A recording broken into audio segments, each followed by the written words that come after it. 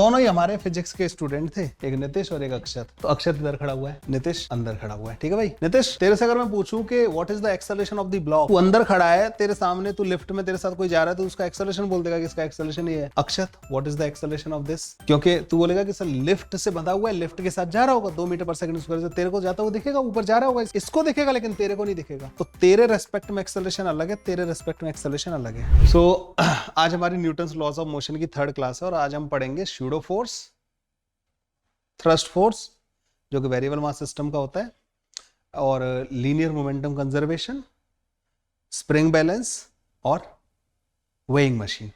ठीक है, छोटे छोटे टॉपिक हैं लेकिन 5 टॉपिक हैं और मुझे लगता है कि नीट के लिए भी बहुत ज्यादा इंपॉर्टेंट ही है क्योंकि इन पे क्वेश्चन भी छोटे ही बनते हैं, टॉपिक छोटे, क्वेश्चन भी छोटे।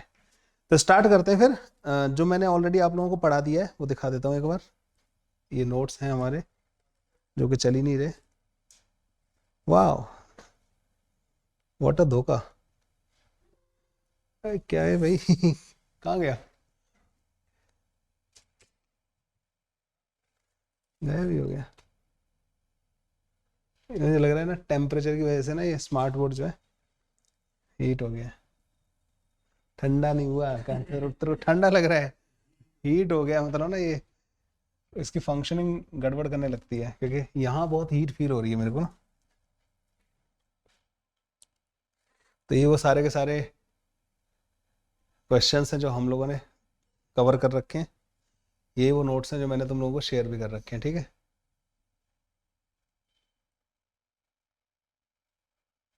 ये कल किया था हम लोगों ने ना सारा का सारा। यस, चलिए भाई। तो आज का टॉपिक है, सबसे पहले स्टार्ट करते हैं स्प्रिंग बैलेंस।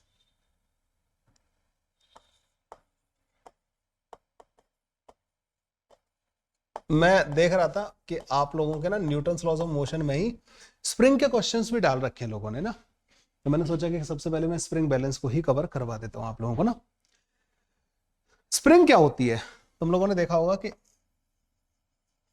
इस तरीके से आप जो है इसको रिप्रेजेंट करते हो। ठीक है, और इसके ऊपर लिखा रहता है के को बोला जाता है स्प्रिंग फोर्स कांस्टेंट।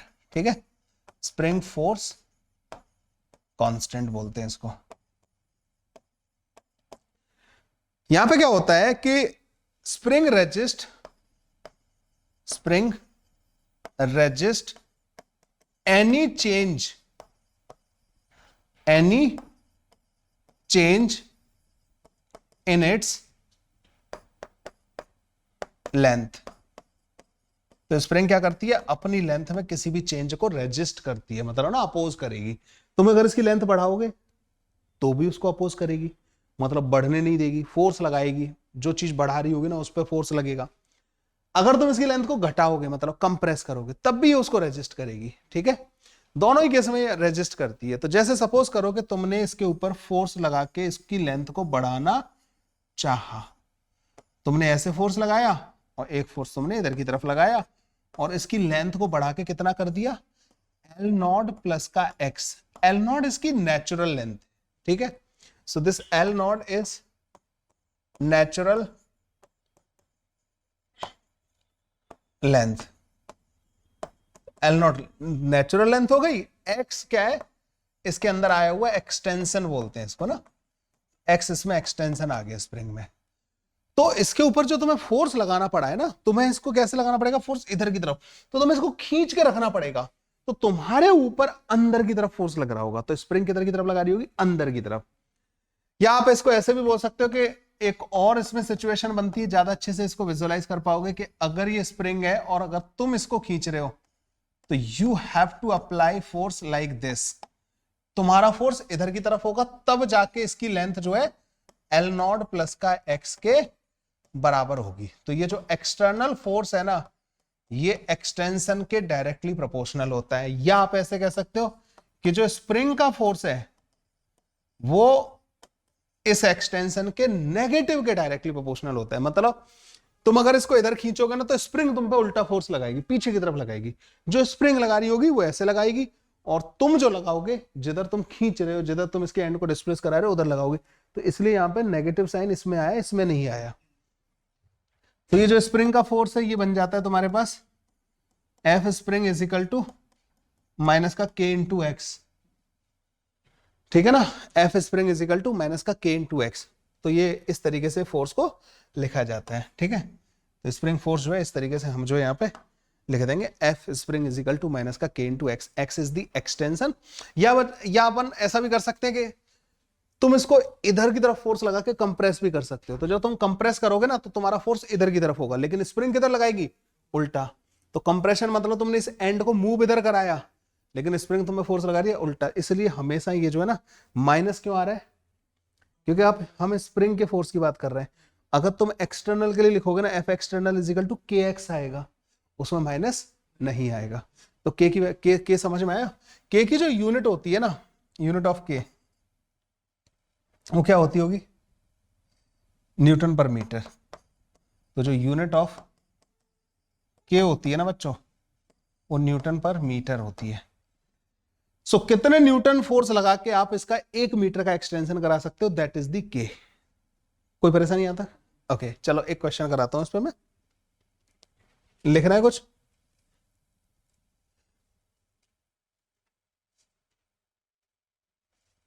आ गया, हाँ कर लो भाई, नोट कर लो जल्दी से। मैंने देखे डायरेक्ट इसके भी F equal to k x के भी क्वेश्चन थे, इसलिए मैंने इसको पढ़ाया है।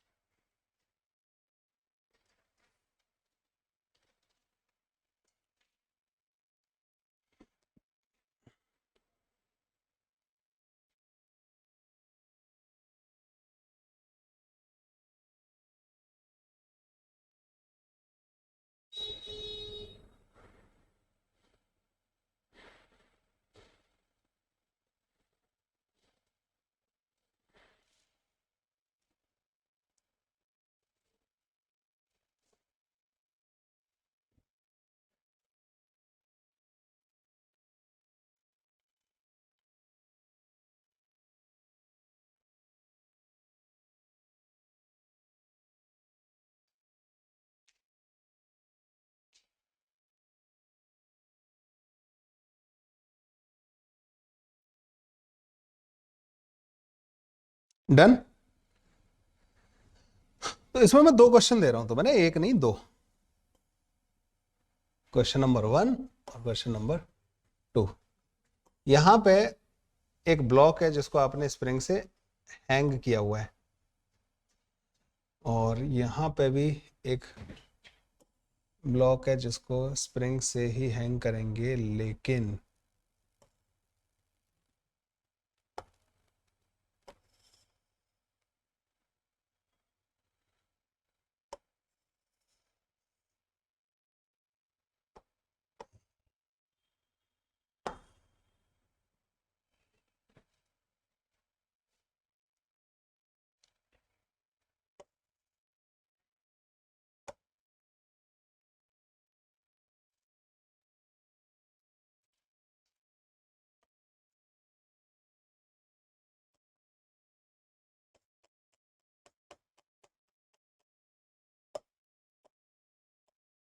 ठीक है ये हो गया।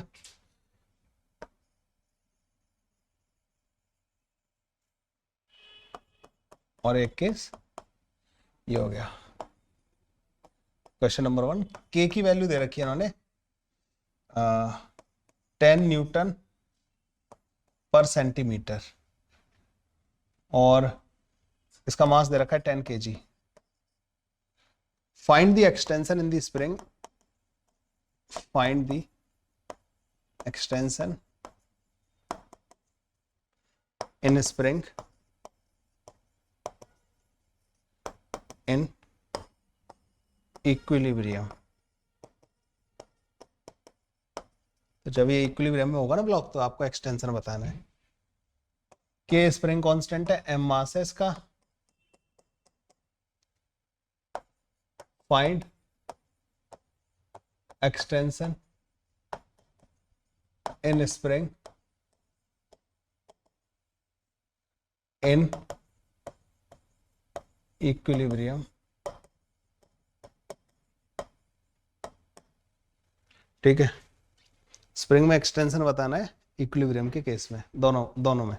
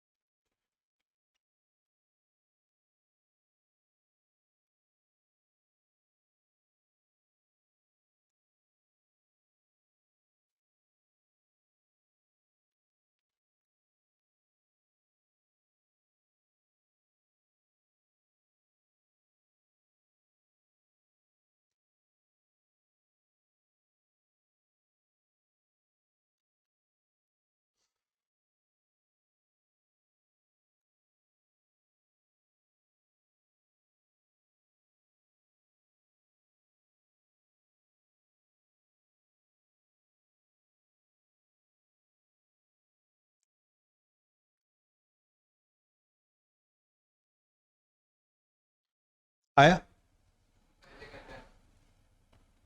10 सेंटीमीटर है कितना मीटर? देखो यहां पे जो है ना नीचे की तरफ फोर्स लग रहा होगा 100 न्यूटन के बराबर। स्प्रिंग में एक्सटेंशन आ रखा होगा तो स्प्रिंग अपने एंड को ऐसे खींचेगी, तो एफ वाई दी स्प्रिंग जो होगा ऊपर की तरफ होगा। तो एफ स्प्रिंग जो है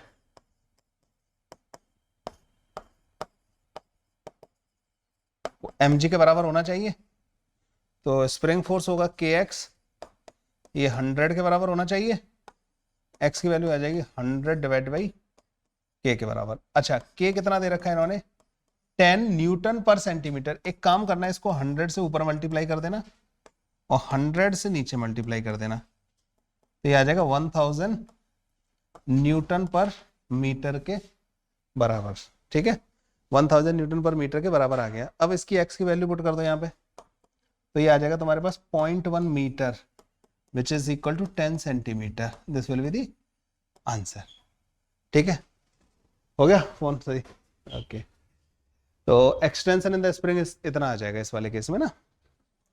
अभी ज्यादा कुछ पढ़ाया नहीं है, स्प्रिंग के बारे में पढ़ाया है कि स्प्रिंग जो होती है ना वो अपने लेंथ के चेंज को रजिस्ट करती है। अगर आप उसकी लेंथ जो कि एल नॉट है, अगर उसको एल नॉट प्लस एक्स करोगे तो आपको एक्सटर्नल फोर्स लगाना पड़ेगा।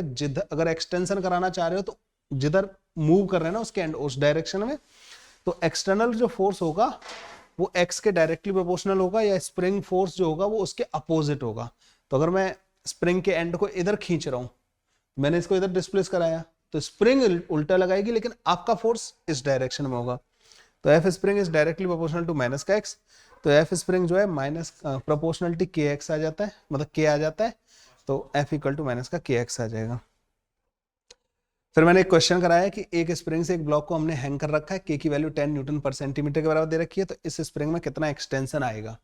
तो बस वो इक्विलिब्रियम के केस में फोर्स हमने बैलेंस कर दिया। ब्लॉक का वेट था 100 के बराबर और उस पर के एक्स फोर्स लगा के एक्स की वैल्यू कैलकुलेट कर ली। के की यूनिट जो होती है वो न्यूटन पर मीटर होती है, लेकिन इसमें न्यूटन पर सेंटीमीटर दे रखी थी, तो पहले मैंने इसको न्यूटन पर मीटर में कन्वर्ट किया है, फिर मैंने यहाँ पे लगाया। वैसे आप इसको बिना कन्वर्ट किए भी कर सकते थे, लेकिन कई सारे आगे जाके एनर्जी वगैरह के जब क्वेश्चंस आएंगे ना तो तुम वहां पे गलती ना करो, इसलिए मैंने इसको बताया कि न्यूटन पर मीटर में कन्वर्ट करके चलना ज्यादा सेफ रहेगा। वैसे हमें पता लग रहा है कि हर 1 सेंटीमीटर के एक्सटेंशन के लिए 10 न्यूटन फोर्स लगाती है, तो हमें 100 न्यूटन को बैलेंस करना है, तो 10 सेंटीमीटर इसमें एक्सटेंशन चाहिए होगा। तो ऐसे करके इसको सॉल्व कर लेंगे। अब ये क्वेश्चन है अगला वाला, find the extension in the spring in equilibrium.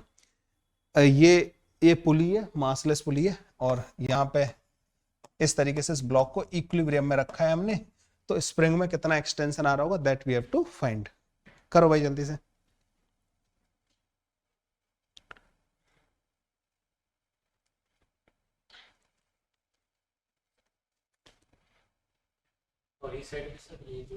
ये यहाँ पे बंधी हुई है नीचे ना, ग्राउंड है, और बस ये स्प्रिंग से पुली कनेक्टेड है और ये रस्सी ऊपर से पुली के ऊपर से जा रही है, इधर ब्लॉक है, ऐसे करके।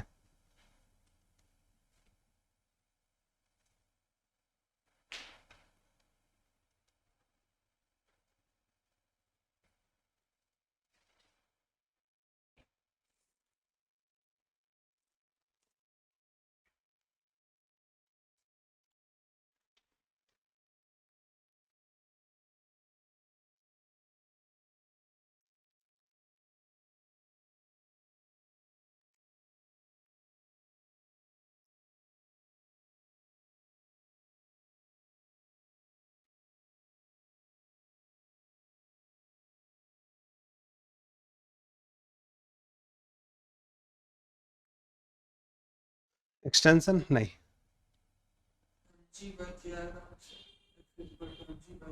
नहीं करे। देखो ये बताओ कि इस वाली रस्सी में जो टेंशन आएगा वो mg के बराबर आएगा या नहीं आएगा, है ना, और t इधर होगा, t इधर होगा, तो इस वाली रस्सी में टेंशन 2mg के बराबर आएगा या नहीं आएगा, 2t के बराबर। तो एक्सटेंशन 2t के बराबर, मतलब एक्सटेंशन की वजह से जो फोर्स लग रहा होगा, मतलब ये 2t ही तो है जो इसकी वजह से एक्सटेंशन आ रहा है, तो kx जो है 2t के बराबर आएगा, और t की वैल्यू रख दो तो 2mg के बराबर। एक्सटेंशन जो आएगा ना वो 2mg डिवाइडेड बाई k के बराबर आएगा, ठीक है। This will be the answer. समझ में आया? तो 2mg बाई k के बराबर एक्सटेंशन इस वाली रस्सी में आ रहा, मतलब स्प्रिंग में आएगा। Done, okay. अब बात करते हैं, एक कॉन्सेप्ट होता है स्प्रिंग बैलेंस, आप लोगों ने सुना है इसके बारे में पहले कभी? वेट मेजर करने के काम आता है, गैस सिलेंडर वगैरह मेजर करते हैं, ऐसा हुक टाइप का होता है, और वहां पे एक मीटर टाइप का लगा रहता है, तो पकड़ने का एक हैंडल टाइप का होता है, किसी भी चीज को लटका के ऐसे मेजर करते हैं उसमें ना, उसी को बोलते हैं हम स्प्रिंग बैलेंस।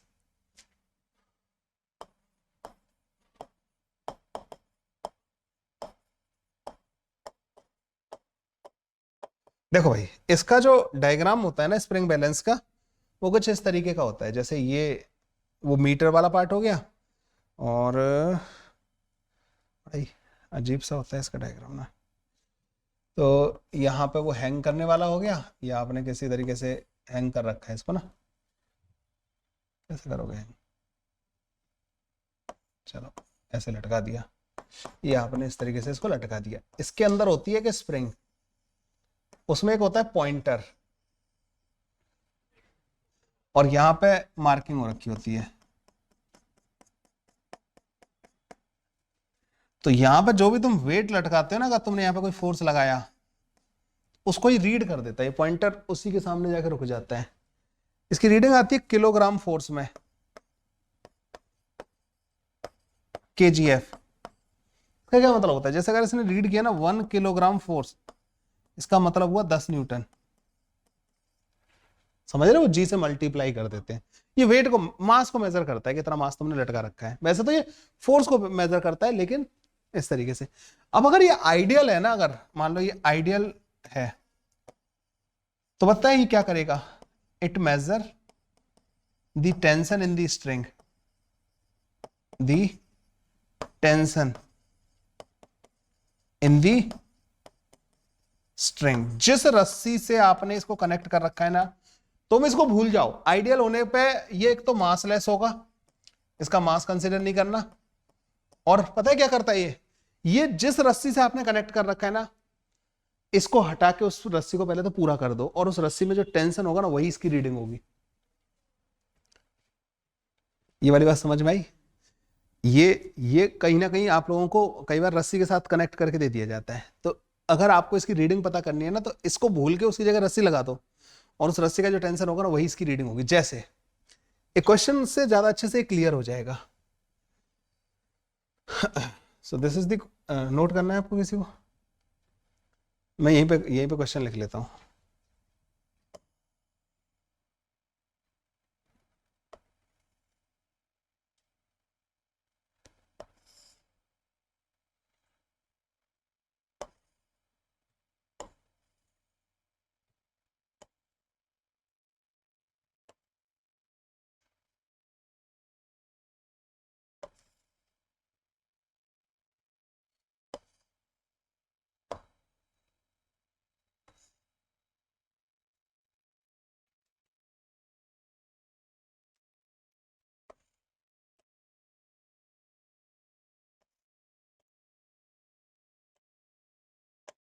बोली तो बहुत गंदी बनी है, ठीक है।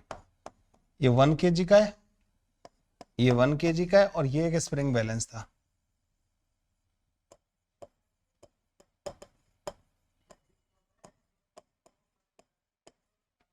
क्या होगी इसकी रीडिंग?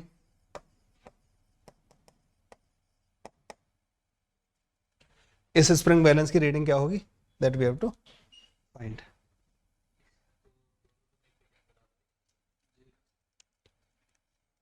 जीरो होगी पक्का? सोच लो, मैंने तुम्हें क्या बोला, तुमने मेरी बात को ध्यान से सुना ही नहीं। स्प्रिंग बैलेंस को भूल जाओ, वहां पर रस्सी लगा दो, उस रस्सी का जो टेंशन होगा ना वही इसकी रीडिंग होगी। क्या इस रस्सी में टेंशन आएगा? आएगा।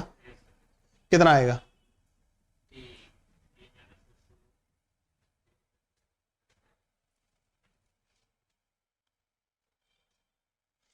इस रस्सी का जो टेंशन होगा, क्या वो 10 न्यूटन को बैलेंस करेगा या नहीं करेगा? इधर भी जो टेंशन होगा वो 10 न्यूटन को बैलेंस कर रहा होगा। तो टेंशन कितना आ गया इसमें? 10 न्यूटन के बराबर। तो इसकी जो रीडिंग होगी ना 10 न्यूटन या 1 किलोग्राम फोर्स के बराबर आ जाएगी। That's all. यही तो मैं बता रहा हूं तुम्हें। कैसा भी क्वेश्चन हो इसमें, बस तुम्हें वो टेंशन की वैल्यू बतानी है। जिस रस्सी से ये जुड़ा हुआ है उस रस्सी में जो टेंशन आता, बिल्कुल मैंने कुछ किया उसमें नहीं, मुझे कोई मतलब नहीं उसके अंदर स्प्रिंग स्प्रिंग क्या है, ये रीडिंग इस तरीके से देगा। ठीक है, 10 न्यूटन, अगर न्यूटन में देखिए तो 10 न्यूटन देगा, नहीं तो 1 किलोग्राम फोर्स देगा। क्लियर है? अगला एक और क्वेश्चन कराऊं फिर इसमें, नोट कर लो यहां तक।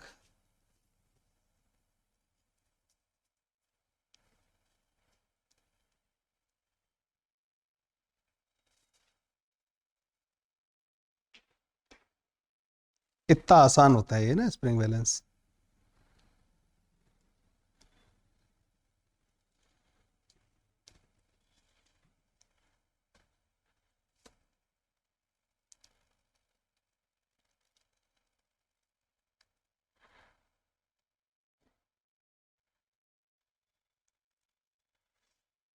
डन। अगला क्वेश्चन है, तुमको सर इतना आसान है ना ये कॉन्सेप्ट। तो ये क्वेश्चन है बच्चों, सेकंड क्वेश्चन है इस पे। तो ये मतलब इसका स्प्रिंग बैलेंस का तो सेकंड ही होगा। यहां पे क्या है कि एक स्प्रिंग बैलेंस लगा रखा है और उससे अपन ने एक ब्लॉक कनेक्ट कर रखा है, और this lift is going downward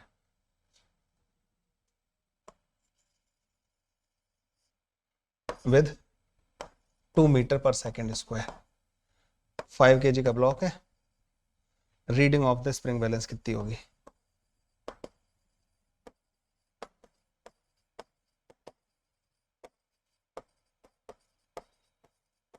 बताओ इसकी रीडिंग क्या होगी। एक और क्वेश्चन बना देता हूं जब तक मैं आप लोगों के लिए, तुम जब तक इसको सॉल्व करोगे तब तो तुम इस पे आ जाओगे।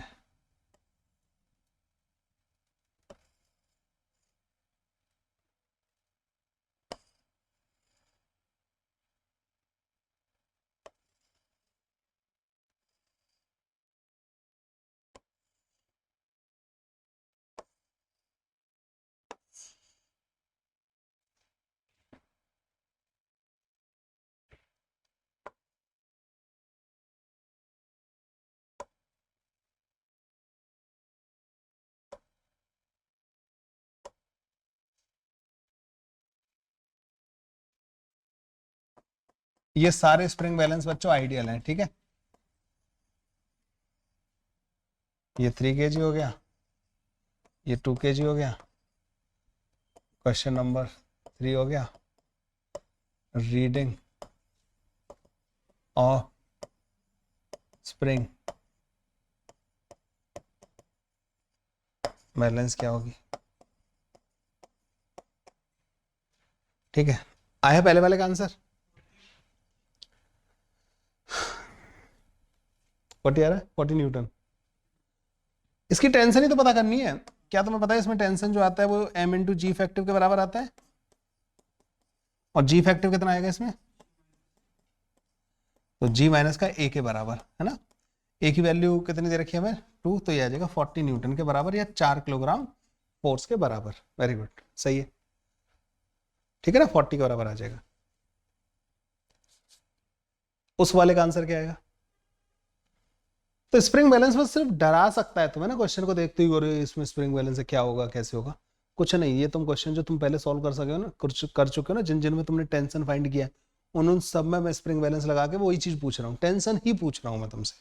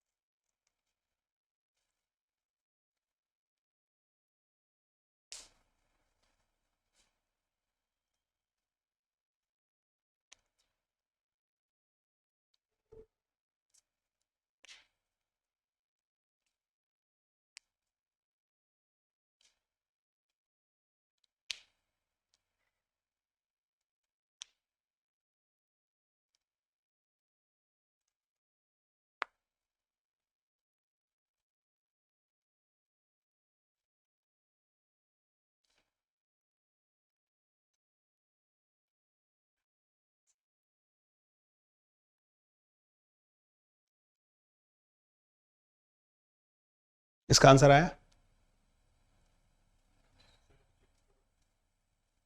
तुम्हें कल मैंने ऐसे ऐसे क्वेश्चंस में टेंशन फाइंड करना सिखाया था। इस वाली रस्सी में क्या फॉर्मूला बताया था? 2m1 m2 into g divided by m1 plus का m2। बस यही तो रीडिंग होगी इसकी। 2 into 3 into 10 divided by 2 plus का 3 5, 24 newton will be the answer. काम खत्म। अब इजी लग रहा है? यही है, बस इतना सही था इसमें। एक अगला कॉन्सेप्ट होता है that is called the weighing machine. हाँ सही बताया था आपने। कुछ करना करना थोड़ी इसमें क्या है, टेंशन ही तो फाइंड करनी है, दैट्स ऑल। टेंशन फाइंड करो, वही इसका आंसर होगा। ठीक है, ओके। अगला कॉन्सेप्ट क्या है? Weighing machine.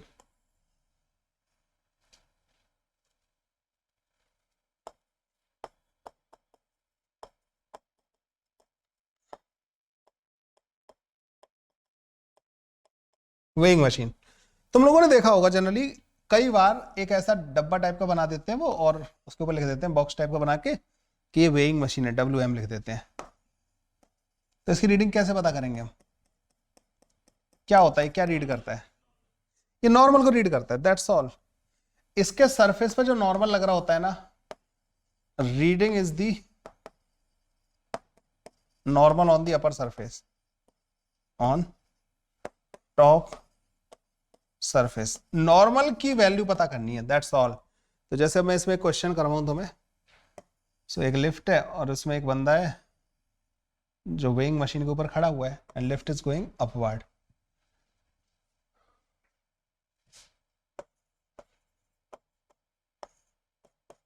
With an acceleration of 5 metre per second square. और ये भाई साहब खड़े हुए हैं, यहाँ पे इनका वजन है 30 किलोग्राम, छोटा बच्चा ही है कोई ना, ऑन वेइंग मशीन। बताओ इसकी रीडिंग क्या होगी वेइंग मशीन की? रीडिंग ऑफ वेइंग मशीन क्या होगा?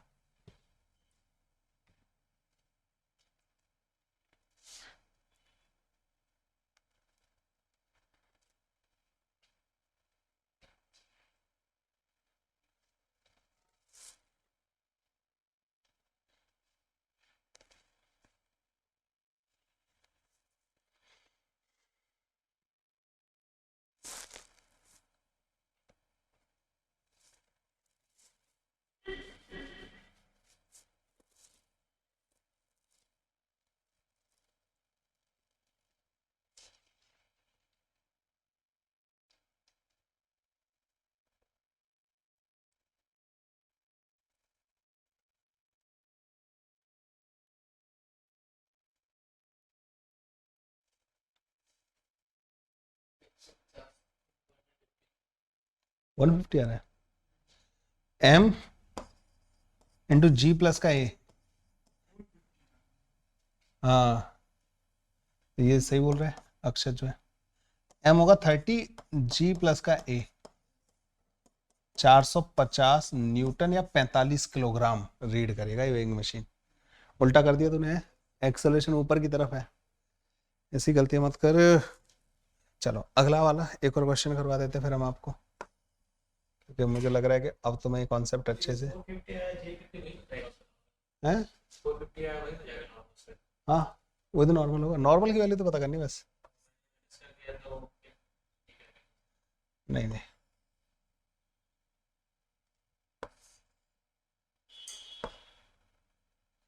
नॉर्मल की वैल्यू ही हमारा आंसर। वेइंग मशीन पे उसके वेट के कारण क्या, वो तो हमें कोई मतलब नहीं, हमें नॉर्मल से मतलब है। Our answer will be normal.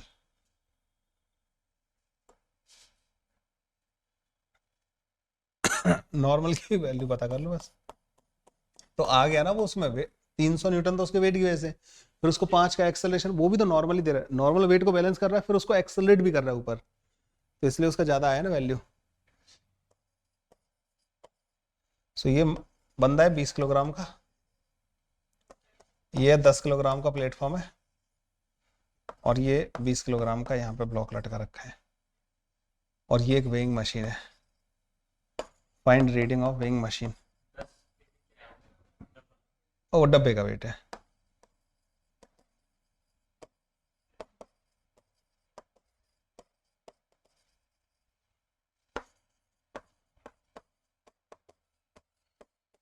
Weighing machine की रीडिंग बतानी है तुम्हें ना इसमें।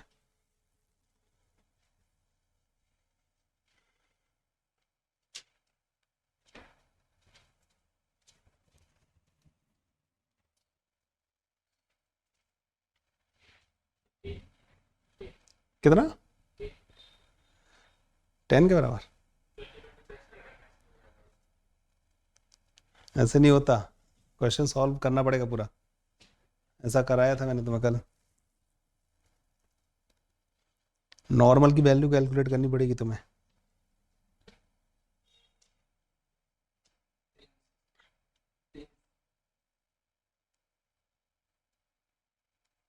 नहीं, अभी अक्षर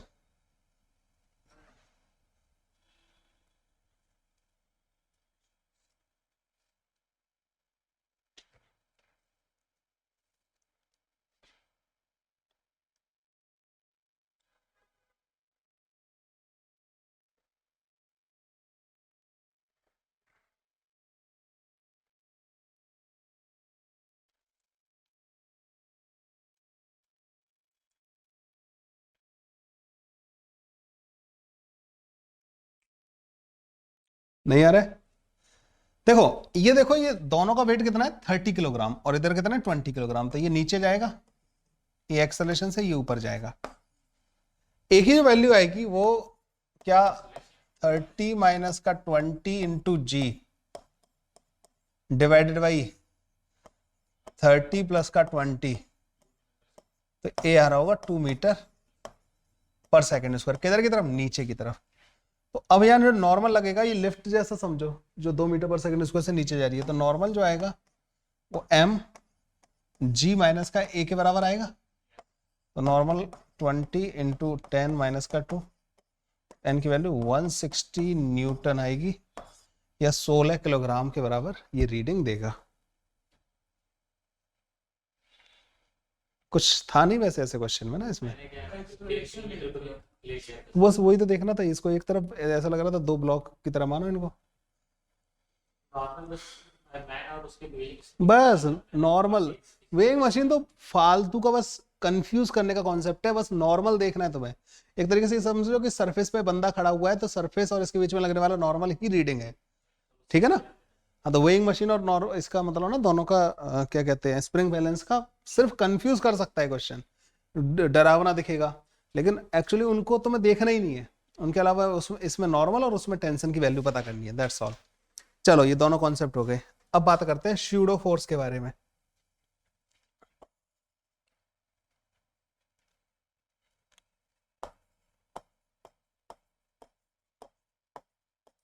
ये क्या बला है स्यूडो फोर्स?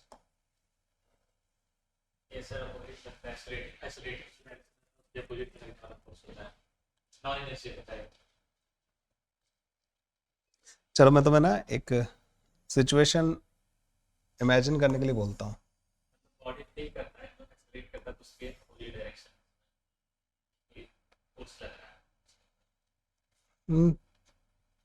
है, ऐसा नहीं होता। चलो मैं तुमसे एक क्वेश्चन पूछता हूँ, एक सिचुएशन तुम लोगों को ना देता हूँ। एक ब्लॉक है 10 किलोग्राम का लटका हुआ है यहाँ पे, ठीक है। ये रस्सी है, और इसमें रस्सी में जो मैक्सिमम टेंशन अलाउड है ना, दैट इज 100 न्यूटन। 100 न्यूटन से ज्यादा टेंशन पे रस्सी टूट जाएगी। There are 2 person, one is standing inside the lift, this is O1, and one standing on the outside ground पे जो this is O और O1 दो ऑब्जर्वर है। मैंने इन दोनों से कहा कि भाई तुम इसको ऑब्जर्व करो, रस्सी वस्सी के बारे में बताओ, टेंशन क्या होगा, टूटेगी या नहीं टूटेगी, ठीक है ना। ये मैंने सिंपल सा क्वेश्चन पूछ लिया इन दोनों से। इस लिफ्ट को मैंने 2 मीटर पर सेकंड स्क्वायर का एक्सेलरेशन दे दिया। दोनों ही हमारे फिजिक्स के स्टूडेंट थे, ठीक है, एक नितिश और एक अक्षत, दोनों को लगा देते हैं ना। तो अक्षत किधर रहना चाहेगा, तू बाहर या अंदर? तो अक्षत इधर खड़ा हुआ है और नितिश अंदर खड़ा हुआ है, ठीक है भाई। नितिश तेरे से अगर मैं पूछूं कि what is the acceleration of the block, पागल हो गया तू। तू अंदर खड़ा है, तेरे सामने तू लिफ्ट में तेरे साथ कोई जा रहा है तो उसका एक्सेलरेशन बोल देगा कि इसका एक्सेलरेशन ये है। You are the observer with respect to you, क्या इसकी पोजीशन चेंज हो रही है? ये तो मोशन में भी नहीं है तेरे रेस्पेक्ट में, तो एक्सेलरेशन कहां से आ सकता है? जीरो आएगा नहीं आएगा? तो तेरे रेस्पेक्ट में इसका एक्सेलरेशन जीरो है। Akshat, what is the acceleration of this? क्योंकि तू बोलेगा कि सर लिफ्ट से बंधा हुआ है, लिफ्ट के साथ जा रहा होगा 2 मीटर पर सेकंड स्क्वायर से, तेरे को जाता हुआ दिखेगा, ऊपर जा रहा होगा, इसको दिखेगा लेकिन तेरे को नहीं दिखेगा। तो तेरे रेस्पेक्ट में एक्सेलरेशन अलग है, तेरे रेस्पेक्ट में एक्सेलरेशन अलग है। ठीक है, ओके। दो तरीके के फोर्स होते हैं, रियल और स्यूडो। रियल फोर्स होते हैं जो तेरे को वैल्यू दिखेगी वही उसको दिखेगी। रियल फोर्स की वैल्यू ऑब्जर्वर पर डिपेंड नहीं करती। रस्सी में टेंशन जैसे रियल फोर्स है, mg इज रियल फोर्स। इनकी वैल्यू अलग अलग बंदे के लिए अलग अलग नहीं होगी, से एक ही होगी वैल्यू ना। ठीक है, तो अक्षत को मैंने बोला कि भाई फोर्स, इसका फ्री बॉडी डायग्राम बना, तो अक्षत ने कहा सर 100 न्यूटन नीचे की तरफ, और इसमें एक टेंशन लग रहा होगा। नितिश, सेम फोर्स होंगे 100 न्यूटन और टेंशन, दोनों के लिए रियल फोर्स तो सेम ही होगा। क्या कोई और फोर्स है यहां पे? नहीं है। स्यूडो तो अभी स्यूडो आया ही नहीं ना। Pseudo is not a force. Real force क्या? स्यूडो रियल फोर्स थोड़ी है, ये फोर्स है। अब मैंने नितिश को बोला कि F net equal to m a लगा दे इस पे। एफ नेट वाली टर्म तो नितिश के लिए भी सेम होगी और इसके लिए भी सेम होगी, लेकिन ए वाली टर्म दोनों के लिए सेम नहीं है। जब ऑब्जर्वर वो और ये ऑब्जर्वर है तो ए वाली टर्म डिफरेंट है दोनों के लिए। तो वो तो भाई जब वो लगाएगा F net equal to m a, तो वो अपने हिसाब से एक्सेलरेशन रखेगा, उसमें वो जीरो रखेगा एम इंटू ए। और जब नितिश लगाएगा तो ये कहेगा कि F net equal to m into जो मेरे को एक्सेलरेशन दिखाई दे रहा है। तो ये तो न्यूटन का लॉ, जो सेकंड लॉ ऑफ मोशन है, पंगा करने लग गया। क्यों पंगा करने लगा? बिकॉज न्यूटन के सेकंड लॉ ऑफ मोशन में F equal to m a आ रहा था, और ये ए जो होता है ना, this depends on the observer. अलग अलग ऑब्जर्वर के लिए अलग अलग आता है। तो इधर नेट फोर्स वाली टर्म को भी आपको ऑब्जर्वर डिपेंडेंट बनाना पड़ेगा। आप उसको सिर्फ रियल नहीं रख सकते, सिर्फ रियल फोर्सेस कंसीडर नहीं कर सकते। सिर्फ रियल फोर्सेस अगर रखोगे तो वो तो ऑब्जर्वर डिपेंड ही नहीं करते, उनकी वैल्यू तो फिक्स होती है। तो जो रियल फोर्सेस हैं उनको आप हमेशा एम इंटू ए के बराबर नहीं कर पाओगे, क्योंकि अलग अलग ऑब्जर्वर के लिए एक्सेलरेशन अलग अलग होगा। तो अगर नितिश इस पे इक्वेशन लगाएगा तो नितिश तो कहेगा कि नितिश के अकॉर्डिंग क्या आएगा भाई? तो क्या बोलेगा कि एक्सेलरेशन जीरो है ना, फोर्स क्या आएगा with respect to O1। O1 के रेस्पेक्ट में क्या लिखोगे? O1 नितिश, तो क्या बोलेगा कि sir acceleration of the block with respect to O1 क्या है? जीरो। तो एफ नेट क्या आना चाहिए इसके रेस्पेक्ट में? जीरो के बराबर। तो इसने लिख दिया कि t माइनस का 100 is equal to zero. t with respect to O1 जो आएगा वो 100 न्यूटन आ गया। नितिश ने बोला कि रस्सी नहीं टूटेगी, 100 न्यूटन तक तो बियर कर सकती है। चलो 110 कर लेते हैं इसको ना, ताकि कंफ्यूजन ना हो।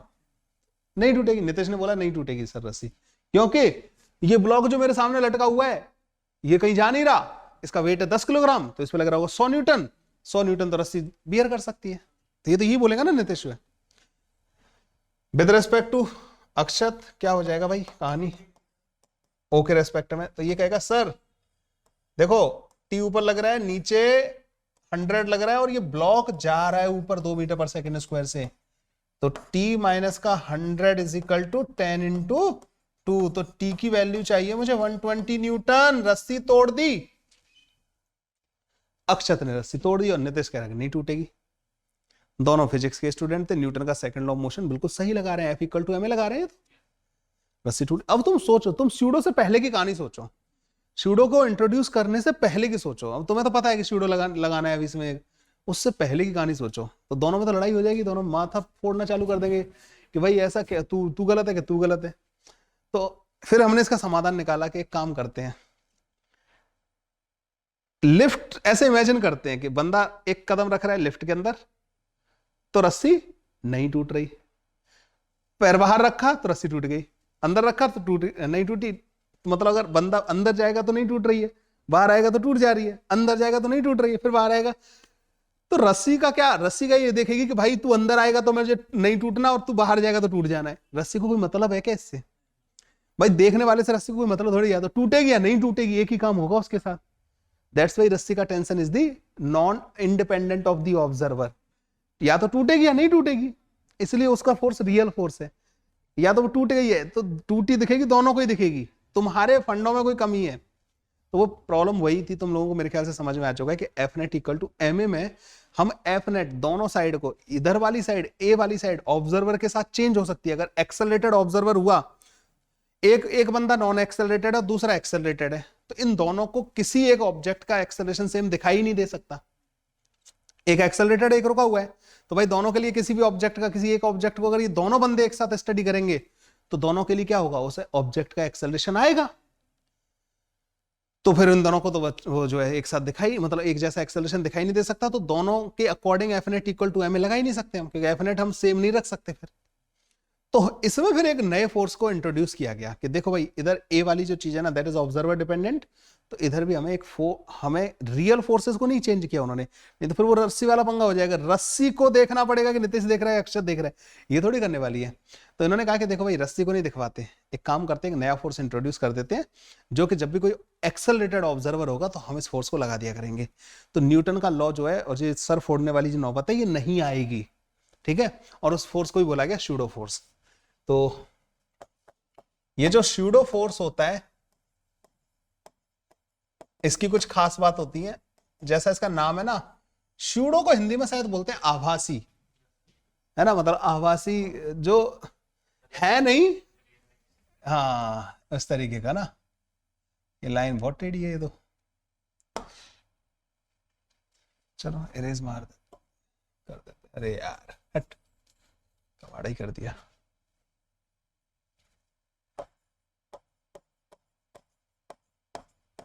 ये स्यूडो फोर्स होता कितना है भाई, कितना होता है? तो ये स्यूडो फोर्स होता है ना, ये F इक्वल टू, इसको P से लिख रहा हूं, ये माइनस का m into acceleration of the frame के बराबर होता है। फ्रेम मतलब ऑब्जर्वर का एक्सेलरेशन, ठीक है। This pseudo force is equal to this. तो जो हमारा ऑब्जर्वर है ना उसके एक्सेलरेशन के अपोजिट लगेगा, और कितने मैग्नीट्यूड का होगा, जिस ऑब्जेक्ट की बात कर रहे हो उसका mass into acceleration of the frame, not block का एक्सेलरेशन नहीं, फ्रेम का एक्सेलरेशन। तो अब पता है क्या होगा, अब अगर तुम इसी ऑब्जेक्ट को विद रिस्पेक्ट टू O1 देखोगे ना, तो O1 क्या है, एक्सेलरेटेड फ्रेम। तो तुम्हें क्या करना पड़ेगा कि इस ब्लॉक के ऊपर जो 10 kg का ब्लॉक है ना, उस पर जो 100 न्यूटन नीचे लग रहा है ऊपर लगाना पड़ेगा तुम्हें टेंशन। ये तो दोनों रियल हो गए क्योंकि ये एक्सेलरेटेड है और इसका एक्सेलरेशन किधर की तरफ है, ऊपर की तरफ। तो तुम्हें एक स्यूडो फोर्स लगाना है किधर की तरफ, नीचे की तरफ, जिसका मैग्नीट्यूड कितना होगा, इसका मास इनटू फ्रेम का एक्सेलरेशन जो कि 2 के बराबर था। तो जो स्यूडो फोर्स है ना वो तुम्हें P is equal to 20 newton इधर लगाना पड़ेगा। अब मुझे ये बताओ कि acceleration of the block with respect to O1 क्या है, 0। तो अब तुम लिखोगे कि net force with respect to O1 भी 0 के बराबर आना चाहिए। अब लिखोगे T माइनस का 20 माइनस का 100 इज इक्वल टू 0, तो T इक्वल टू 120 न्यूटन। ये तुम समझ रहे हो, कोई कोई बच्चा पता है क्या करता है, इसको MA लिख देता है, फिर वो कर देता है T माइनस का 100 is equal to MA। This is wrong, क्योंकि इधर इसके रेस्पेक्ट में तो एक्सेलरेशन 0 है ना। नाउ माना कि इसकी वैल्यू M इंटू A के बराबर है, पर ये एक फोर्स है, ये M इंटू A नहीं है, मतलब F net equal to M into A नहीं है, ये एक फोर्स है जिसका मैग्नीट्यूड M इंटू A के बराबर है, और ये इस साइड आएगा F की तरफ। और M इंटू A लिखोगे ना तो उस ऑब्जर्वर के रेस्पेक्ट वाला एक्सेलरेशन लिखना है तुम्हें, जो उसको दिख रहा है, तो उसको तो 0 दिख रहा है, तो F equal to M into A। हाँ, जब आप इसके रेस्पेक्ट में बात करोगे, किसके रेस्पेक्ट में, O के रेस्पेक्ट में, तो ग्राउंड पे इसको एक्सेलरेशन क्या दिख रहा है, 2 के बराबर, टेंशन ऊपर की तरफ, ये नीचे कितना आ गया 100। ये लिखेगा T माइनस का 100 is equal to 10 into 2, T equal to 120। दोनों के लिखने में डिफरेंस समझ में आया तुम्हें, यहाँ पर यहाँ पे लिखने में, मैंने यहाँ पे 20 को उधर लिखा, लेकिन मैंने यहाँ पे 20 को उधर लिखा और उधर 0 लिखा। अगर ये नहीं आया हो तो मैं एक और छोटा सा इलस्ट्रेशन कराऊंगा और तुम्हें स्यूडो फोर्स पूरी तरीके से क्लियर हो जाएगा। तो जब भी एक्सेलरेटेड फ्रेम में जाओगे, M इंटू A के बराबर एक्सेलरेशन ऑफ फ्रेम के अपोजिट एक फोर्स आपको लगा देना है, ठीक है। लिख लो, नोट कर लो एक बार ना यहाँ तक।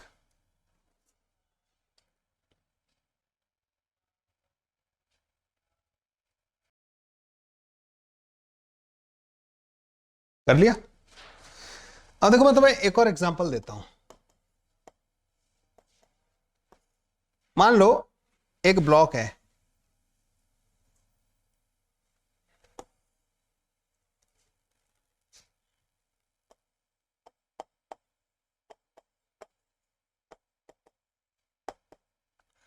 सो यहां पे एक ब्लॉक है इस तरीके से, और इस ब्लॉक पे का मास मान लेते हैं 1 किलोग्राम के बराबर है। ठीक है, 1 किलोग्राम थोड़ा क्या कई बार दिखेगा भी नहीं, 2 kg मान लेते हैं।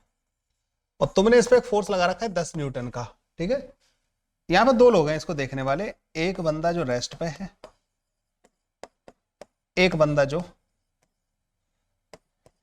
2 मीटर पर सेकंड स्क्वायर के एक्सेलरेशन से चल रहा है। अब इन दोनों के रेस्पेक्ट में न्यूटन का सेकंड लॉ ऑफ मोशन कैसे लगाएंगे? अब बेसिक है, पर ये बहुत ज्यादा एडवांस लेवल थोड़ी चल रही है चीजें। ठीक है, कैसे लगाएंगे?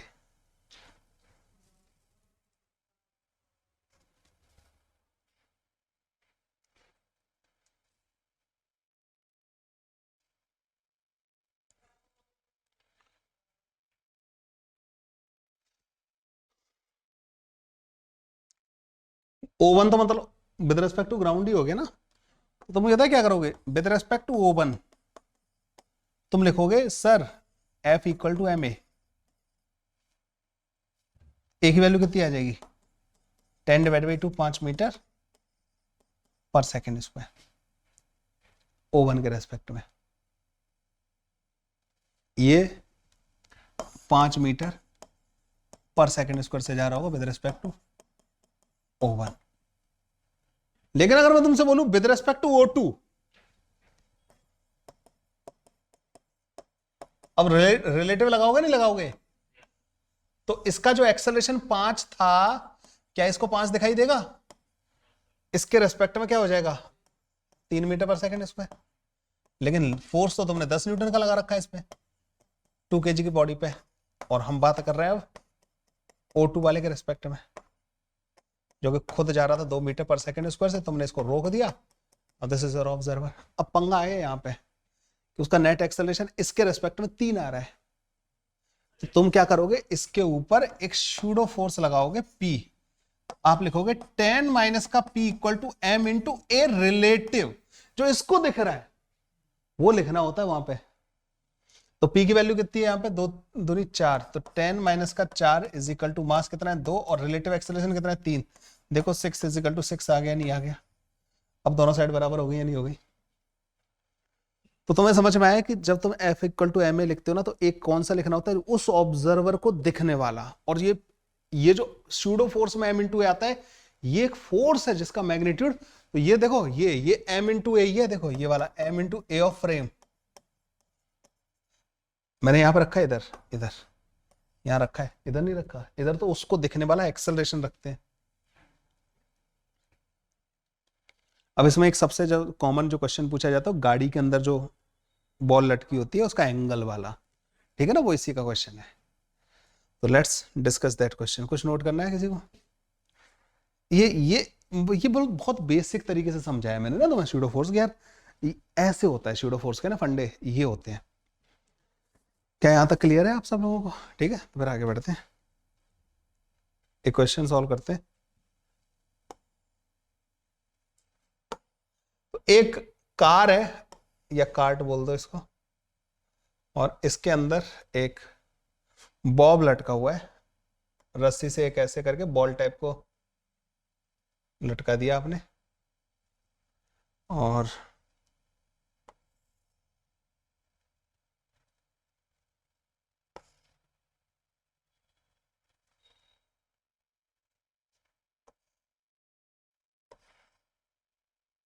this car is moving in the horizontal direction with an acceleration of a. This angle theta we have to find.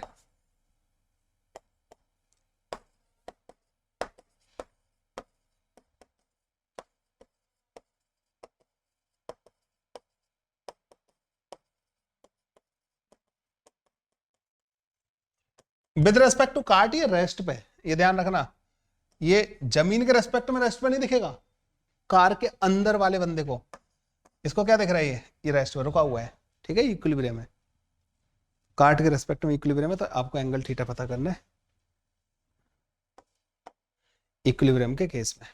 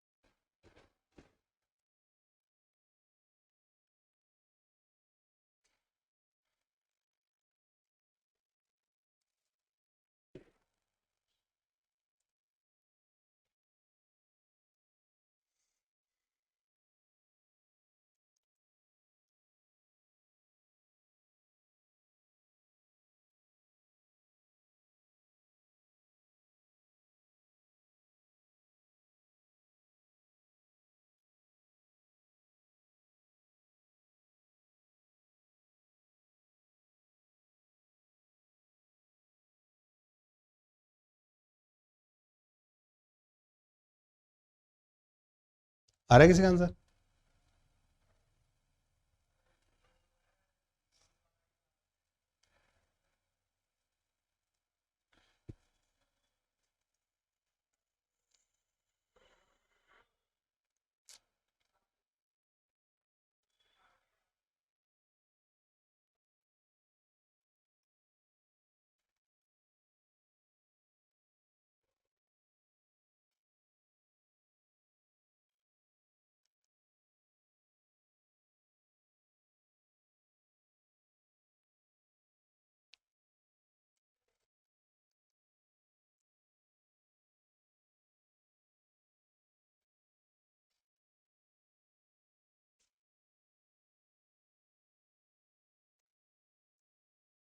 करे भाई, इतना टाइम नहीं लगना चाहिए था। पहले तो देखो तुम इसके रेस्पेक्ट में चले जाओ, तो इसको रोक दोगे, तो इधर स्यूडो फोर्स लगाओगे आप, इधर mg लगेगा, और क्योंकि with respect to cart it is not moving, तो नेट फोर्स इस पर 0 आना चाहिए। इधर टेंशन लग रहा होगा, ये एंगल थीटा के बराबर होगा, ये 90 माइनस थीटा के बराबर होगा, तो t का इधर कंपोनेंट आएगा t साइन थीटा, और t का इधर कंपोनेंट आएगा t कॉस थीटा के बराबर, ठीक है, टेंशन का इधर आ गया, तो बस इसको सॉल्व कर लो, तो t कॉस थीटा ये mg के बराबर होना चाहिए, t साइन थीटा ये ma के बराबर होना चाहिए, मतलब इस फोर्स को बैलेंस कर रहा होगा ये, दिस इज फोर्स, इस फोर्स को बैलेंस कर रहा है, एक्सेलरेशन तो है ही नहीं इसका इसके रेस्पेक्ट में। जब तुम दोनों को डिवाइड कर दोगे ना, तो tan theta you get a divided by g के बराबर, तो थीटा की वैल्यू अपने पास tan inverse a divided by g के बराबर आ जाएगी। समझ गए? इस तरीके से ये क्वेश्चन जो है सॉल्व हो जाएगा, tan inverse a divide by g के बराबर।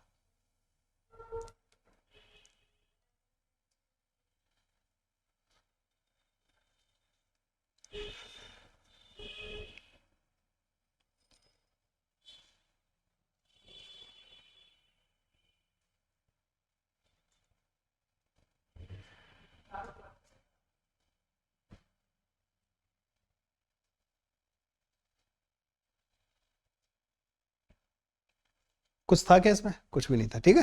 तो this is all about your pseudo force concept. Pseudo force के बाद रह गया हमारा कौन सा कॉन्सेप्ट रह गया? एक कौन सा? एक नहीं, एक तो मोमेंटम कंजर्वेशन भी करा देते हैं, ठीक है। थ्रस्ट फोर्स तुम लोग भूल सकते हो, मैं थोड़ी भूल सकता हूँ। रॉकेट प्रोपल्सन इज दी वही उसे बोलते हैं वेरिएबल मास सिस्टम, हाँ वाटर जेट वगैरह वाले ना, वो भी करा दे रहा हूँ। वैसे मैं सेंट्रो मास में पढ़ाता हूँ इनको, लेकिन इसमें मैंने क्वेश्चंस डाले हैं शीट में ना।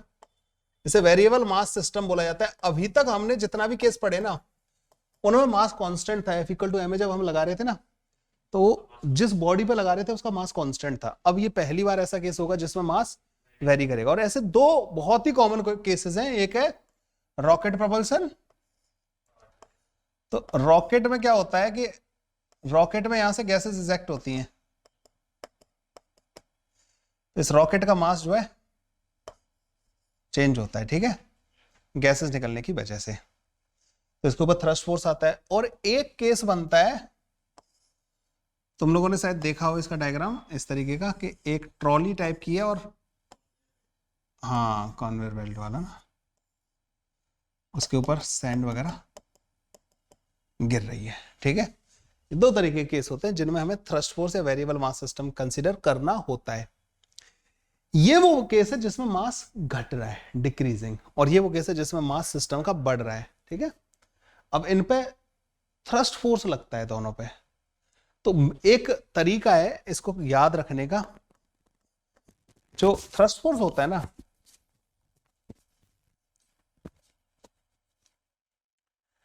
थ्रस्ट फोर्स जो होता है एफ टी एच माइनस का v relative into d m divided by d t के बराबर होता है, और ये लगाना होता है opposite to v relative if mass is decreasing.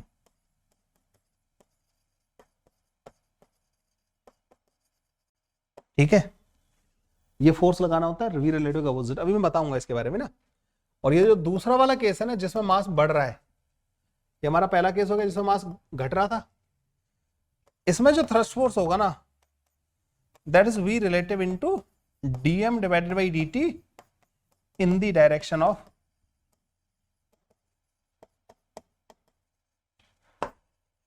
We relative. अब पंगा ये है कि वी रिलेटिव क्या है? What is v relative? This is the relative velocity of dm mass with respect to system. जो सिस्टम है ना उसके रेस्पेक्ट में जो मास निकल रहा है या आ रहा है, उसकी जो रिलेटिव वेलोसिटी है, दैट इज वी रिलेटिव। अब सुनो, इस रॉकेट के अंदर तुम बैठे हुए हो सपोज ना, तो गैस तुम्हें किधर निकलती हुई दिखाई देगी? नीचे की तरफ। तो थ्रस्ट फोर्स किधर लगेगा? ऊपर की तरफ। इस पे mg नीचे लग रहा होगा, F थ्रस्ट माइनस का mg equal to m into a. ये बनेगी इसके लिए इक्वेशन। इसका एक्सेलरेशन इससे आएगा। ये बात समझ में आई? अगर ये गैस इधर निकलने लग जाए ना इसको टिल्ट विल्ट करने के लिए, तो थ्रस्ट लगेगा उधर।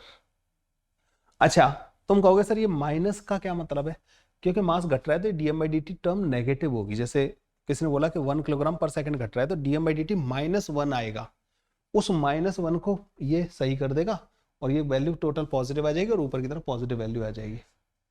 अब इसमें आ जाओ, ये बेल्ट इधर की तरफ जा रही है, तो ये जो डीएम मास इसके ऊपर गिरने वाला है वो इस बंदे को किधर जाता हुआ दिखेगा, क्योंकि डीएम मास तो नीचे आ रहा था। अब इस डायरेक्शन में तो हम इंटरेस्टेड ही नहीं है, हम इंटरेस्टेड है ओनली इस वाली डायरेक्शन में। तो इस बंदे को जो ये इसके ऊपर खड़ा है उसको कैसे जाता दिखाई देगा? वी रिलेटिव इसका पीछे दिखाई देगा ही नहीं देगा। तो इस पर जो थ्रस्ट फोर्स लगेगा ना वो पीछे की तरफ लगेगा इस वाले केस में। ये इसको स्लो करता जाएगा, इसको स्लो कर देगा। क्यों? अच्छा, तुम बहुत ही बेसिक सा एक इलस्ट्रेशन बताता हूं, इसको रिलेट करते हैं।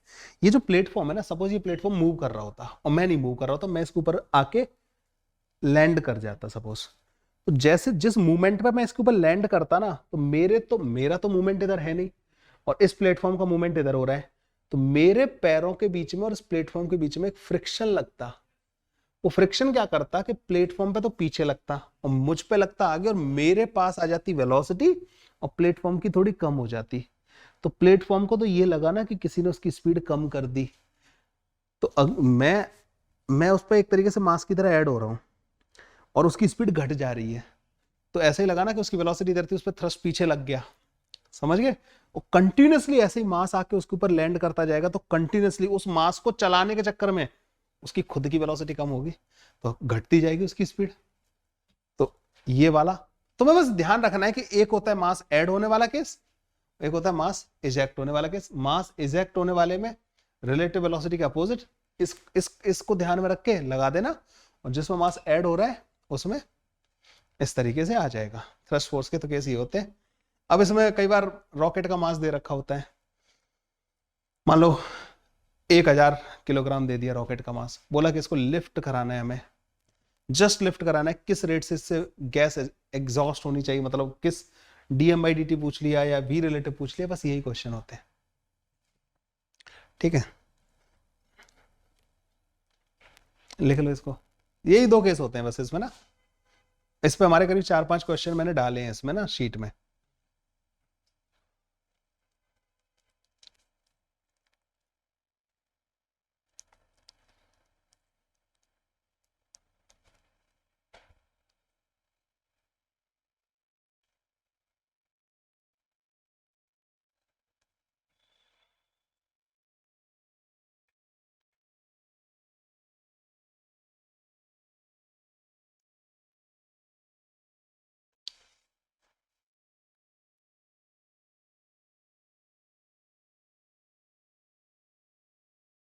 एक क्वेश्चन करा ही देता हूं मैं, ठीक है, इस पर तुम लिख लो पहले।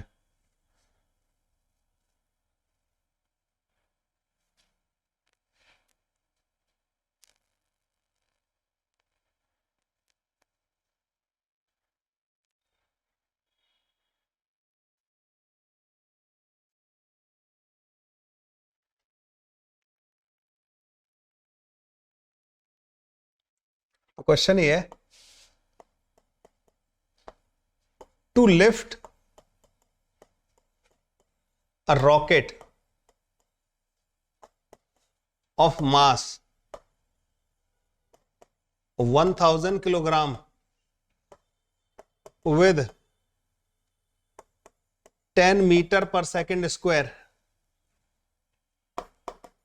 initial upward acceleration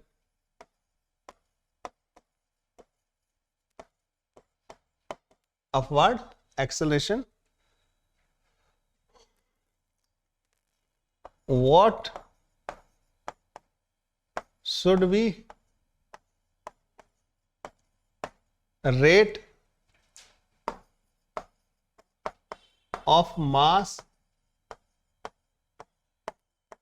ejected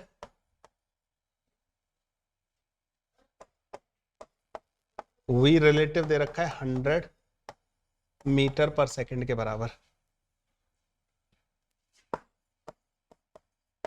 एक रॉकेट है जिसका मास इतना है और जी की वैल्यू बच्चों 10 मीटर पर सेकंड स्क्वायर के बराबर दे रखी है।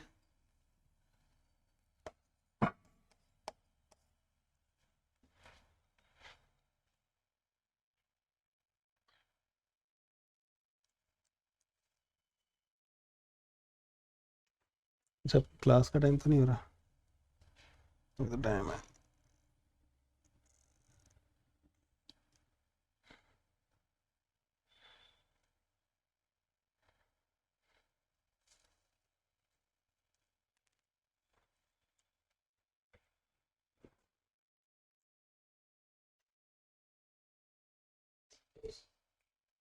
तो 200 किलोग्राम पर सेकेंड,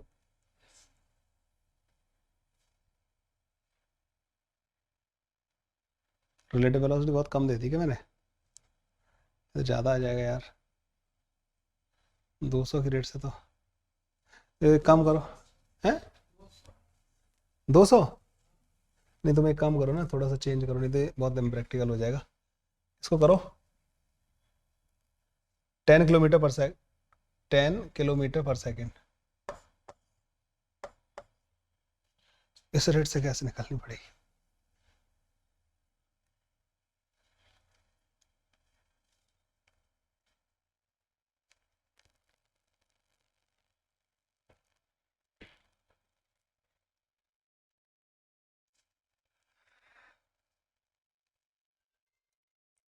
तो देखो इसमें जो रॉकेट है ना,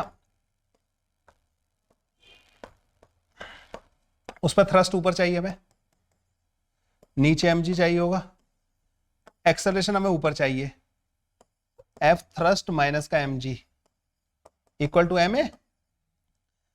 थ्रस्ट की वैल्यू होती है v relative which is 10 kilometre, मतलब 10⁴ जो मीटर पर सेकंड में कन्वर्ट करोगे, into dm divide by dt, जिस रेट से गैस निकल रही होगी, माइनस का क्योंकि इनिशियली बात कर रहे हैं तो हम मास, इनिशियली तो मास हम वही ले लेंगे 1000 इंटू ए।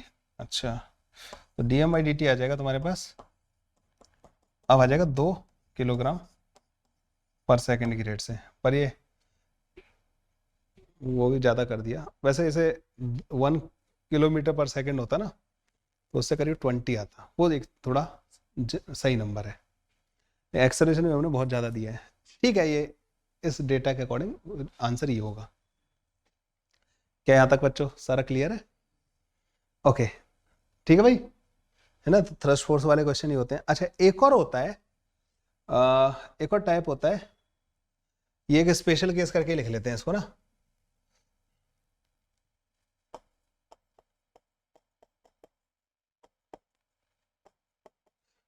एक दीवार है और उससे एक वाटर जेट आके टकरा रहा है।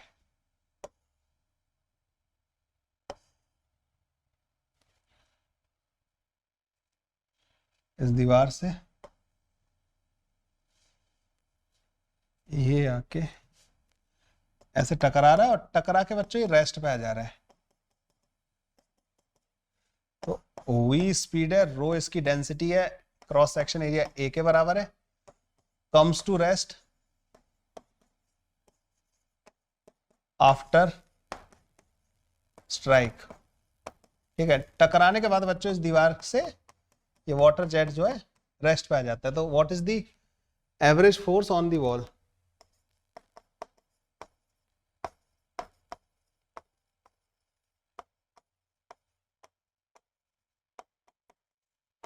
दीवार के ऊपर लगने वाला एवरेज फोर्स बताना है। रिबाउंड नहीं कर रहा है, मतलब ना वही नीचे गिर जा रहा है।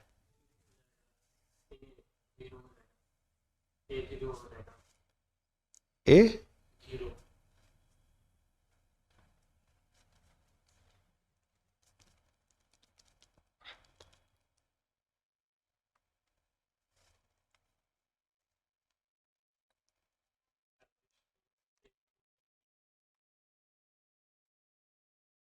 करो।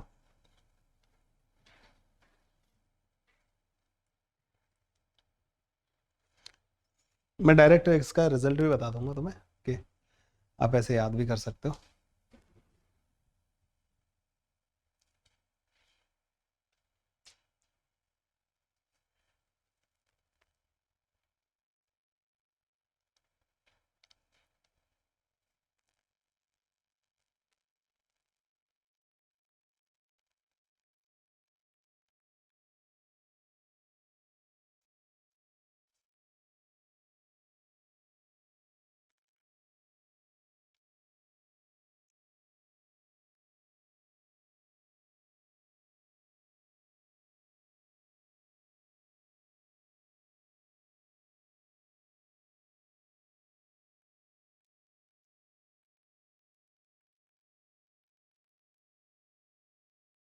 हाँ भाई,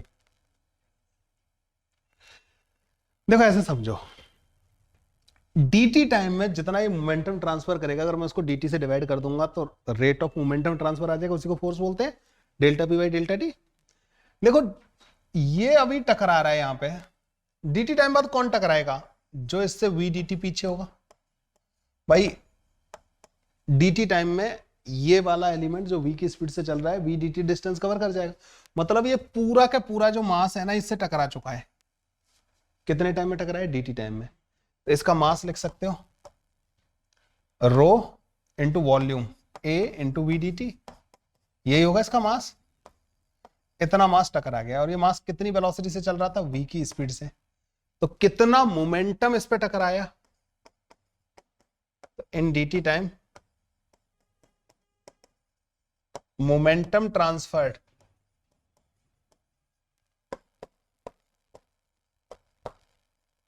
कितना हो गया?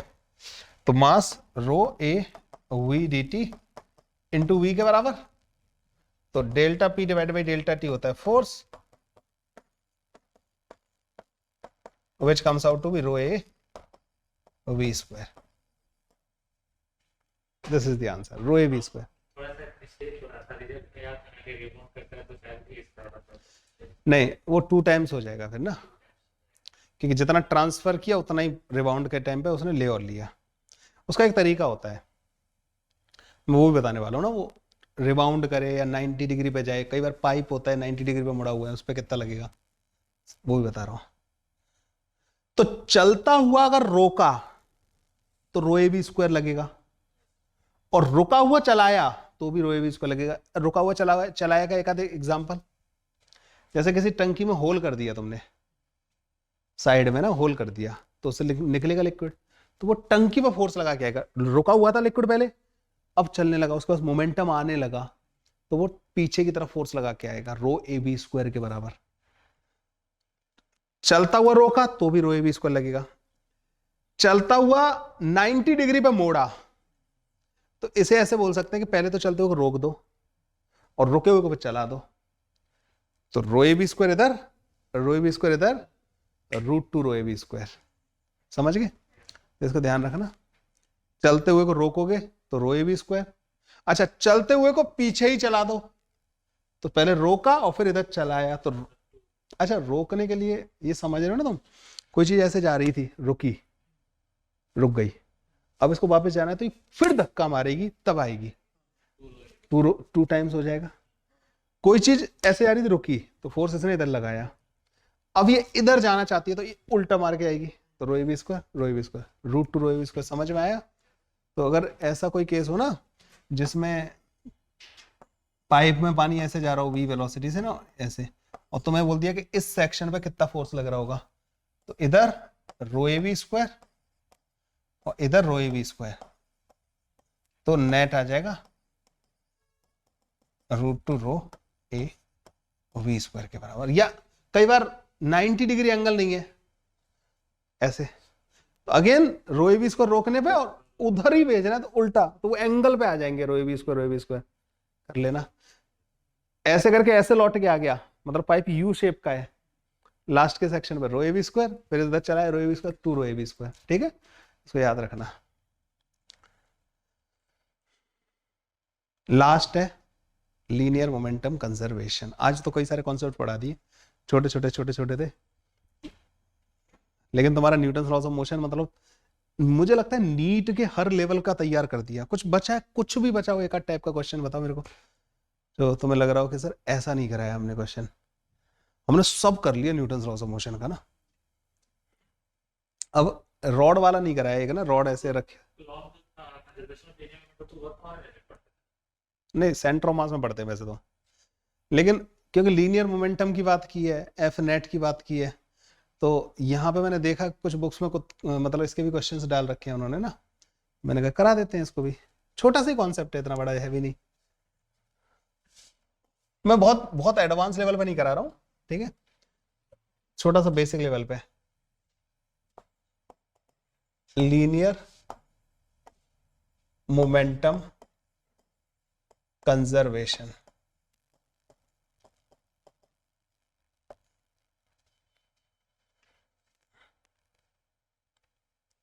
तो इसको कहते हैं इफ नेट एक्सटर्नल फोर्स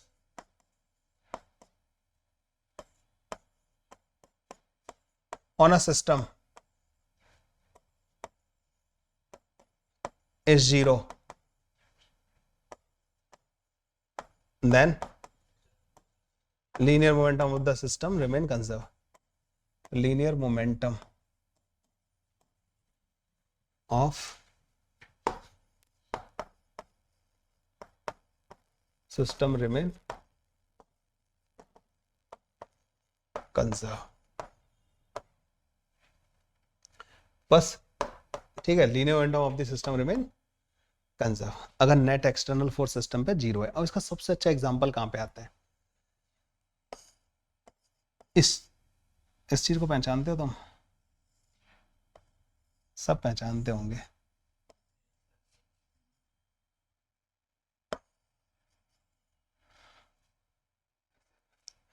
इसका मास है कैपिटल एम के बराबर, इसके अंदर जो बुलेट है उसका मास है स्मॉल एम के बराबर। ट्रिगर दबा दिया गया, बुलेट फायर हो गई। या ट्रिगर दबाया किसी और तरीके से ना, बस दब गया वो ना, कैसे दबाओगे इसको? बुलेट फायर करने के बाद क्या होगा? रिकॉइल स्पीड आएगी, तो वेलोसिटी ऑफ बुलेट जो है वो वी नॉट है। Find recoil speed of gun. अच्छा, ये बंदा जो होल्ड कर रहा है गन के केस में, पता है क्या है, थोड़ा इम्प्रैक्टिकल सा लग रहा है कि ट्रिगर कौन दबाएगा? किसी पकड़ रखा होगा, मतलब एक्सटर्नल फोर्स आ गए। गन के केस में इम्प्रैक्टिकल सा लग रहा है ना ये, है ना? हाँ, एक्सटर्नल फोर्स वो रोक लेगा, लेकिन जो गन के केस में इम्प्रैक्टिकल लग रहा है, लेकिन इसके केस में नहीं लगेगा। जो टैंक होते हैं ना, उनमें क्या है, वो बंदा उसी के ऊपर बैठा हुआ है, ठीक है? तो इस वाले केस में ये थोड़ा सा इम्प्रैक्टिकल नहीं लगेगा। ये भाई साहब इसके अंदर ही बैठे हुए हैं, ठीक है? इन्होंने बुलेट फायर की, यहाँ से शेल फायर की, वेलोसिटी ऑफ शेल, बुलेट ही बोल देते हैं, ठीक है? इसका मास कैपिटल एम के बराबर है, बुलेट का मास स्मॉल एम के बराबर है। तो अब इसकी रिकॉइल स्पीड के बारे में बात करेंगे ना, तो ज्यादा अच्छा रहेगा। मतलब कुछ थोड़ी लगनी भी चाहिए ना कि यार क्या है, मतलब ना तुम कंफ्यूज हो जाओ बाद में, तो इसलिए मैंने उसको चेंज कर दिया। तो क्या करेंगे हम इसमें? तो इस सिस्टम पे ये जो लीनियर मोमेंटम कंजर्वेशन है ना, आप हॉरिजॉन्टल डायरेक्शन में अलग लगा सकते हो, वर्टिकल में अलग लगा सकते हो। इसमें मैं वर्टिकल डायरेक्शन में बात ही नहीं करूंगा, क्योंकि mg नॉर्मल वगैरह आ रहे हैं हॉरिजॉन्टल डायरेक्शन में, ठीक है? तो मैं ये देख रहा हूं कि सिस्टम जो है बुलेट प्लस गन को मैंने अपना सिस्टम माना। इस सिस्टम पे external force in horizontal direction 0 है। तो मैं ये कहूंगा कि सिस्टम का जो मोमेंटम है ना, कहां? हॉरिजॉन्टल डायरेक्शन में, वो कांस्टेंट रहना चाहिए। और कितना है? 0, क्योंकि स्टार्टिंग में सब कुछ रुका हुआ था। तो जैसे तुमने बुलेट फायर की, now this gun is moving with velocity v and this bullet is moving with velocity v not, mass m है इसका कैपिटल m है। तो बुलेट फायर करने के बाद एक डायरेक्शन के मोमेंटम को पॉजिटिव और दूसरे वाले को नेगेटिव, इधर वाला पॉजिटिव, इधर वाला capital M into V negative, this is equal to 0। तो v इक्वल टू आ जाएगा m into V not divide by capital M के बराबर। कई बार तुमसे किसी ने पूछ लिया मिनिमम एनर्जी कितनी रिलीज होनी चाहिए इस प्रोसेस में, एनर्जी जो अंदर से वो बारूद वगैरह जो जले, तो इन दोनों की kinetic energy is the minimum energy. उसके अलावा और क्या क्या हो सकता है? उसके अलावा जो आवाज निकलती है, लाइट जो होती है, वो अलग है। मिनिमम इतनी तो एनर्जी आनी चाहिए, काइनेटिक एनर्जी अंदर से आ रही है, इतनी एनर्जी तो रिलीज होनी चाहिए। इसके अलावा और भी हो सकती है, तो मिनिमम इतनी होनी चाहिए। तो भाई ये जो Newton's laws of motion chapter है, ये खत्म हो चुका है हमारा। मैं देखता हूँ तुम्हारी वो शीट तैयार हो गई होगी, ठीक है? मैं तुम्हें दिलवा देता हूँ।